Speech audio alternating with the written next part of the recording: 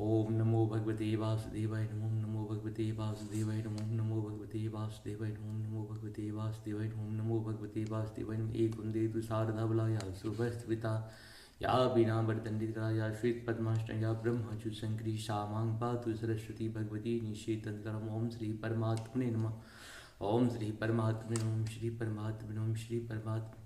जय हिंद, जय भारत में आप सबों का स्वागत है। मैं राम निशा आपसे निवेदन करता हूँ, चैनल को सब्सक्राइब करें, लाइक करें, शेयर करें।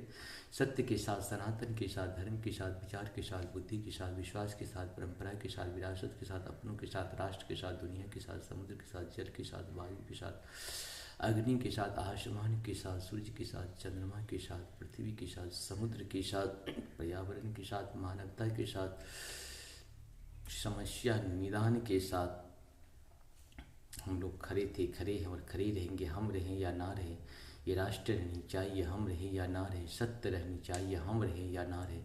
संस्कार रहनी चाहिए, हम रहें या ना रहें। संस्कृति रहनी चाहिए, हम रहें या ना रहें। सभ्यता रहनी चाहिए, हम रहें या ना रहें। परंपरा रहनी चाहिए, हम रहें या ना रहें। विरासत रहनी चाहिए।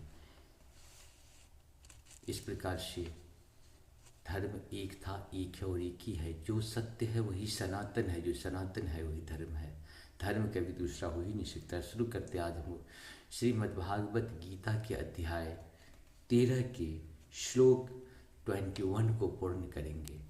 पहले संस्कृत में, बाद में इसका हिंदी अनुवाद सुनेंगे। कार्ये कारण कर्तव्ये हेतु प्रकृतिरुच्यते पुरुषा सुख दुखानां भोक्तो हेतुच्यते। अर्थात प्रकृति समस्त भौतिक कारणों तथा कार्यों परिणामों की हेतु कही जाती है और जीव पुरुष इस संसार में विविध सुख दुख की भोग का कारण कहा जाता है। इस प्रकार से हम लोग का ये पूर्ण हुआ। आप सबको सत सत नमन। जय श्री हरि, जय श्री हरि।